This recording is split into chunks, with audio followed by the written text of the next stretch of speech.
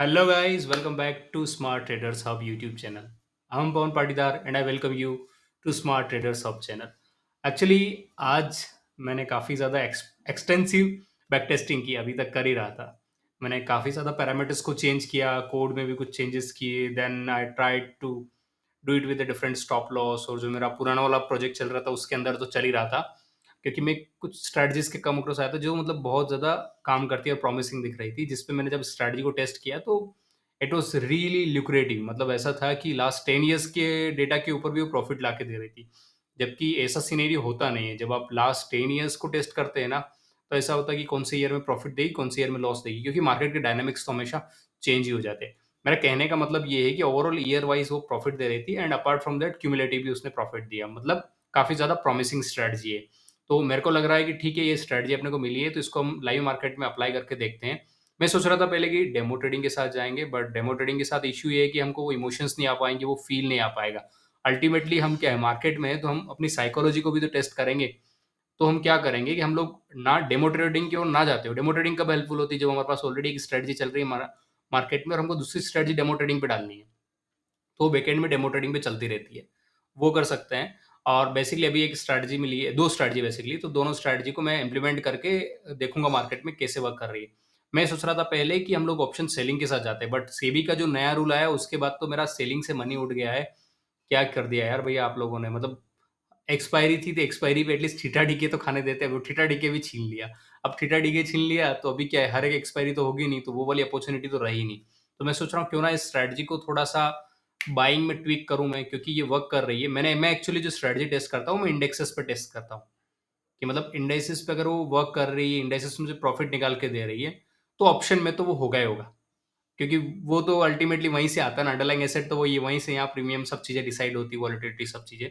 तो वहाँ पर काम कर रही है, तो मैं होपफुल हूँ कि यहाँ पर तो काफ़ी अच्छा काम करेगी वो, और जो इंडाइसेस में सिग्नल आएगी उसके बेसिस पे मैं यहाँ पर अपनी पोज़ीशंस बनाऊँगा और कल से क्या करूँगा, मैं अपनी लाइव ट्रेडिंग भी चालू कर दूँगा and this time we will be doing for the option buying and however we will go with the lower slot initially.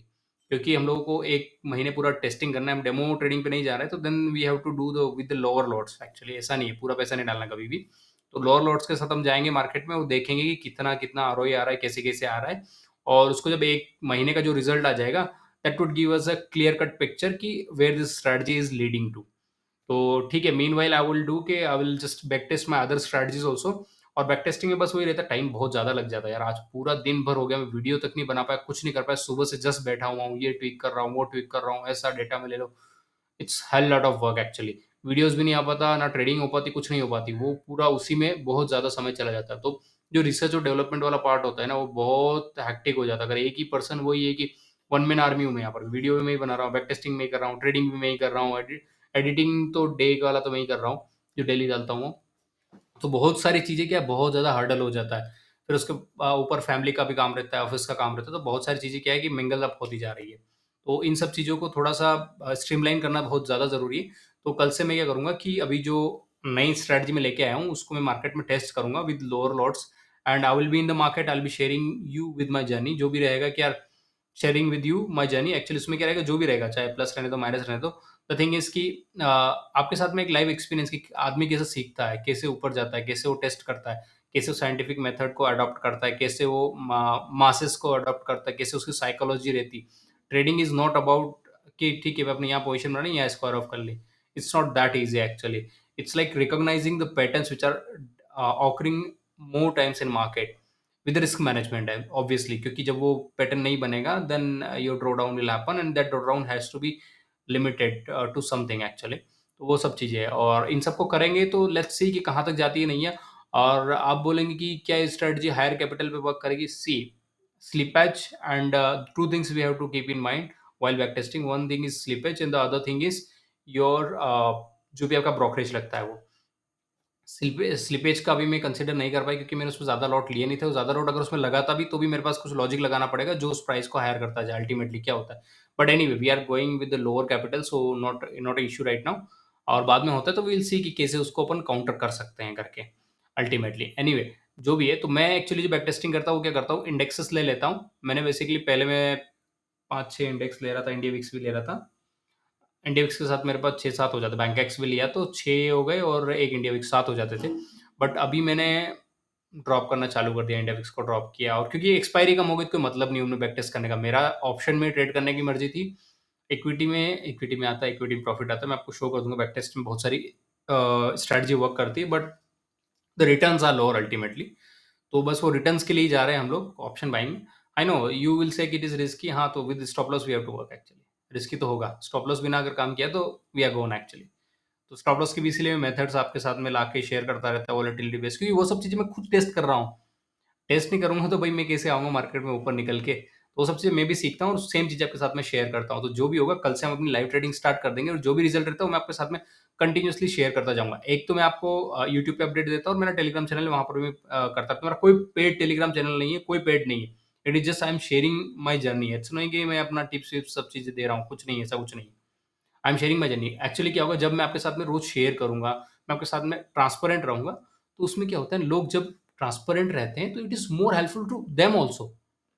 क्योंकि क्या होता है ट्रेडिंग एक ऐसी ऐसी पर्टिकुलर फ़ील्ड है ना जहाँ पर अगर आप ऑनेस्ट नहीं रह पाए, अपने आप से भी, तो आप कहीं न कहीं घूम जाएँगे।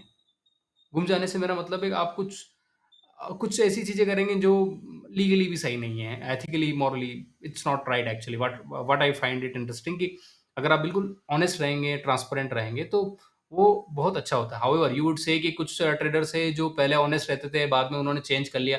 देखो यार भाई, जब आपकी कैपिटल 1 सीआर, 2 सीआर, 4 सीआर तक पहुँच जाती है, फिर आपकी प्रायोरिटीज़ बहुत ज़्यादा चेंज हो जाती है। पहले ऑनेस्ट रहने का मतलब कि अपनी कैपिटल को ग्रो करना है। जब आपकी कैपिटल इतनी ज़्यादा हो गई 2 टू 3 सीआर हो गई, तो फिर आपको क्या है डाइवर्सिफ़ाई भी करना पड़ता है। ऐसा हो सकता है कि उन लोगों ने अपना पैसा यहाँ से निकाल के प्रॉपर्टी में डाला हो, यहाँ से निकाल के कोई दुकान खरीदी हो, कुछ बिज़नेसेस में लगाया हो, कुछ नई प्रोडक्ट बना रहे हो, तो फिर वो आपके सामने अगर शेयर भी करेंगे तो आप बोलेंगे नहीं ये तो लॉस में है, रिटर्न उतना नहीं आ रहा, यू विल जज देम एक्चुअली। तो उसके ऊपर तो फिर उनका मतलब भी नहीं बनता वो आपके साथ में शेयर करें। बट इनिशियल जर्नी शेयर कर रहे हैं मतलब they are transparent. Up to like may be like 1 CR तक तो करना चाहिए मेरे हिसाब से, कर सकते हैं, that's not a big deal and that's how we will also build the things actually. मैंने बोलता है कि यार अभी बहुत सारा बैक टेस्ट करेंगे, so finally we will crack the code actually. Crack the code से मतलब ऐसा है कि कुछ तो स्ट्रेटजी लेके आते रहेंगे जो काम करती रहेगी। Something like that should happen actually in the market. Otherwise क्या होता है कि बहुत सारा आप अगर एक स्ट्रेटजी लेके पड़े हुए हैं, तो फिर तो आपको कहीं न कहीं नीचे लेके जाएगी मार्केट, क्योंकि वो हर टाइम तो काम नहीं करेगी ना। ठीक है, जैसा भी होता है मैं आपके साथ में पूरी जर्नी शेयर करता रहूँगा।